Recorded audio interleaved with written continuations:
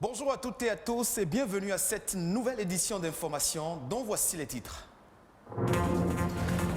Le 22 avril 2021 est consacré à la célébration de la Journée mondiale de la Terre, un événement mondial à la faveur duquel plusieurs manifestations de sensibilisation sont organisées pour la protection de l'environnement. Depuis 2014, le 4e jeudi du mois d'avril est dédié à la Journée internationale des jeunes filles dans le secteur des TIC. L'objectif de cette journée est d'inciter les jeunes filles à envisager une carrière dans le secteur du digital. On en parle dans cette édition. Et puis, au Cameroun, les autorités misent sur la vaccination contre la Covid-19 pour mettre à l'abri les couches les moins défavorisées. Après le COVAS, c'est l'AstraZeneca qui sera bientôt administré aux populations.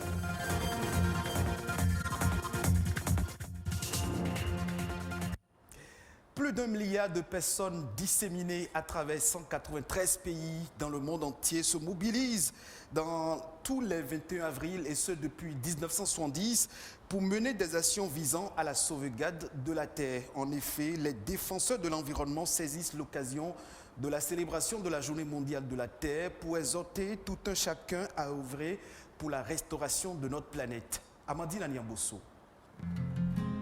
Troisième planète du système solaire, la Terre abrite un trésor inestimable, la vie. Si cette dernière est partout, elle est à la fois banale et d'une précieuse rareté, si fragile bien plus qu'on ne l'imagine. Sans vraiment y prêter attention, l'homme a pollué l'air, l'eau et le sol. Il a consommé sans compter les ressources à sa disposition. Ces actions parfois irraisonnées ont fait disparaître de nombreuses espèces animales et végétales. Et les menaces restent toujours plus importantes. On est apostrophé. L'homme est au cœur de ce débat-là et c'est lui qui vraiment dénature la Terre. Nous avons créé des problèmes de biodiversité. Il y a des espèces qui ont disparu. Alors là, il y a un problème de déséquilibre. Entre-temps, vous n'avez pas le collecteur qui bouffe le cœur de qualité. Ça n'existait pas. Mais avec le temps que l'homme a commencé par... La température a commencé à augmenter, ce collecteur est thermophile. Donc ça lui permet aujourd'hui maintenant de détruire des arbres de qualité. Donc si on laisse l'arbre, nous avons envie de construire. Nous coupons, on s'installe. Les scientifiques tirent la sonnette d'alarme. Si nous ne prenons pas mieux soin de la planète, nous risquons que des virus plus nombreux et même plus mortels ravagent les communautés. La Terre nous envoie un message clair. Aujourd'hui, avec le Covid, les masques, là, vous les retrouvez dans les océans, un peu partout. Avec le confinement en France, on a vu, la pollution a diminué dans les océans, dans la nature, et tout le monde était impeccable. Donc ça a un impact important sur la santé. Il appartient donc à chacun de jouer sa partition afin de restaurer la Terre. Une planète saine n'est pas une option, c'est une nécessité. Il faudra que nous travaillions avec la nature, travaillions avec les paysans, afin qu'on essaie de trouver des solutions à cette terre-là. Donc il faudra qu'il y ait des politiques publiques qui se mettent en place, de façon à ce que dans l'avenir, qu'on pense à cela et que nous laissons les choses à notre génération future, à nos enfants. Nous devons retourner à une culture agricole sans pesticides et sans engrais chimiques de synthèse. Chaque fois que nous mettons des voies, nous devons mettre des arbres tout autour, dans les allées, dans les boulevards. Il faut construire des maisons en sorte que nous n'ayons pas besoin d'utiliser beaucoup d'électricité, beaucoup d'énergie fossile qui participent aussi à ces dégradations-là. Nous devons changer de comportement et réduire nos besoins de manière raisonnable. La Terre n'est pas une poubelle. Les pays doivent développer des technologies innovantes pour réparer les dommages infligés à notre planète. Des jeunes filles exerçant dans le domaine des TIC, vous en connaissez, elles sont en effectif réduit dans le monde entier. Et pour changer la donne, la communauté internationale célèbre chaque 22 avril la Journée mondiale des jeunes filles dans le secteur des TIC. Le thème de cette année est « Connecter les jeunes filles, améliorer les perspectives ». Impliquer les jeunes filles dans le secteur des TIC devient aujourd'hui un enjeu international. C'est ce que nous apprend Rodrigue Babarito dans cet élément. Une image qui traduit une fracture numérique entre les sexes. Ces filles choisissent faire de la robotique une filière longtemps réservée aux hommes. Malheureusement, elles restent peu nombreuses dans le monde. Les jeunes filles restent encore très peu représentées dans les domaines des sciences, de la technologie, de l'ingénierie et des mathématiques. D'après la communauté internationale, malgré les efforts mondiaux pour inspirer et impliquer les femmes et les filles dans la science, les femmes et les filles de nombreux pays restent exclues, freinées par les préjugés sexistes, les normes sociales et les attentes qui influencent la qualité de l'éducation des femmes ainsi que les options de carrière. La plupart de ceux qui n'ont pas accès à la technologie numérique sont des femmes et des filles dans les pays en développement.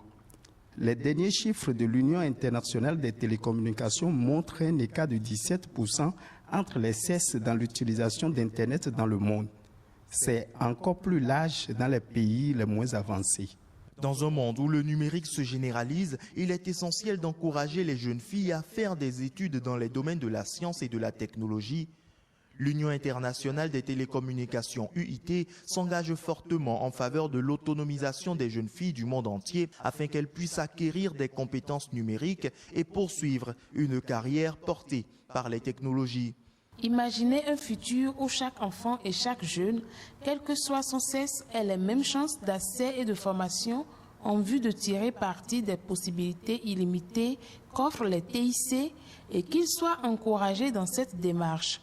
En dotant les jeunes filles des outils pour explorer le monde des technologies, animés par leur curiosité et leur imagination, nous pouvons stimuler des solutions innovantes qui font appel au TIC pour relever certains des plus grands défis de notre époque. Le Bénin, désireux depuis 5 ans d'être le hub du numérique dans la sous-région, met également en place de nombreuses actions aux fins d'impliquer les jeunes filles et les amener à être passionnées des TIC. De nombreuses jeunes filles sont sensibilisées au principe du codage et aux nombreux métiers qu'offre le numérique. La sous-représentation des femmes dans les emplois des TIC reste l'un des obstacles à la réalisation de l'égalité des sexes partout dans le monde, qui est un élément clé du programme de développement durable à l'horizon 2030 des Nations Unies. Venons-en maintenant à la culture béninoise pour parler de la multiplicité de langues, de religions et de modes de vie dans notre communauté. Une diversité culturelle importante pour la cohésion sociale. Elle constitue un outil indispensable pour le dialogue et le développement. Félix Badiagon, socio-anthropologue, nous édifie un peu plus dans cet extrait. Il faut voir à travers la diversité culturelle la notion de culture. La notion de culture renvoie à l'ensemble des moyens dont dispose une communauté donnée pour répondre à ses besoins. Lorsque vous êtes dans votre culture et la langue que vous parlez, c'est par exemple un moyen de communication, c'est un moyen de faire passer des messages dans votre communauté. La culture ne renvoie pas qu'à la langue. La culture, c'est aussi la religion. La culture, c'est également les arts. Et de ce point de vue, on peut passer par exemple par la langue pour régler un différend qui naît au sein des membres d'une communauté. On peut passer par peut-être les arts pour régler peut-être les différends qui sont nés au sein d'une communauté. On peut passer également par la religion pour régler effectivement également un différend qui naît, un conflit qui naît au sein d'une communauté. Elle est un outil de développement en ce sens aussi que quand vous prenez les différentes cultures que nous avons au Bénin par exemple, nous pouvons à travers ces cultures-là produire de belles œuvres afin de pouvoir vendre ces œuvres-là à ceux-là qui ne sont pas de notre pays, à ceux-là qui veulent voir quelque chose de nouveau. Quand vous prenez les arts par exemple, nous pouvons passer par ces arts-là pour vendre des choses que les autres n'ont pas et que nous pouvons faire valoriser. Que chacun mette en valeur sa culture, c'est d'abord de savoir que ce que j'ai, là où je suis né, la communauté à laquelle j'appartiens, cette communauté-là est riche et que je peux faire tout ce que je veux dans ma communauté, à travers ma communauté. D'autres informations toujours au plan national dans cette édition. Nadège Omoladisani a signé La Nation en bref et en images.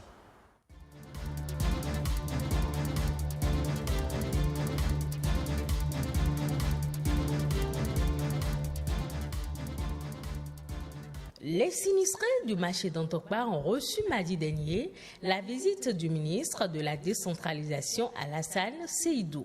Après avoir apprécié le niveau des dégâts causés par l'incendie survenu le 4 avril, le ministre a rassuré les victimes. Selon l'autorité, c'est un dossier qui préoccupe tout le gouvernement et en particulier son chef. Il a rassuré qu'après l'étude, des mesures adéquates seront prises pour permettre aux usagers de reprendre leurs activités dans de meilleures conditions. Un appui du gouvernement est prévu pour soulager les sinistrés.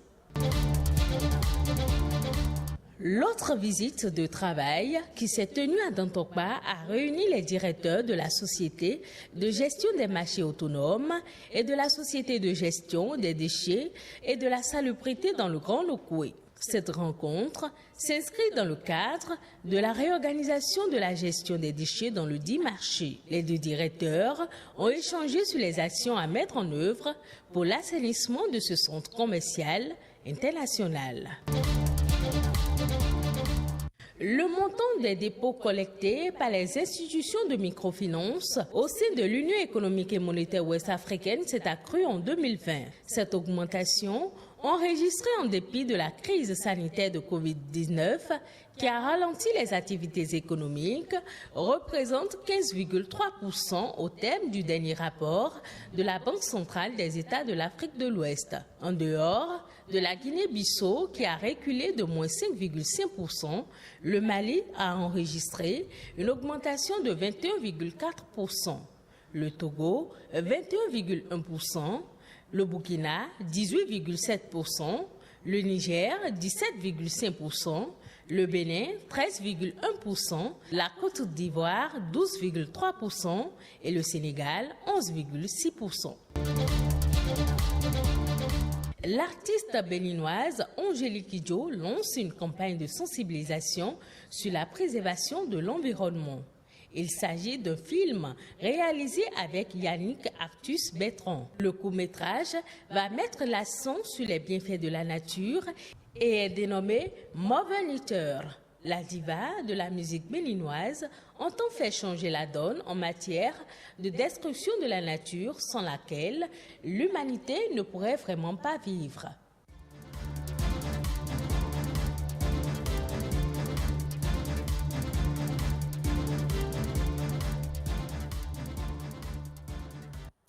Le lundi 13 avril 2021, le Cameroun a démarré la vaccination par l'ingestion des premières doses du vaccin AstraZeneca au personnel médical et à des autorités administratives. Le pays entend étendre son plan de couverture vaccinale autant que possible jusqu'aux couches les plus défavorisées. Le reportage.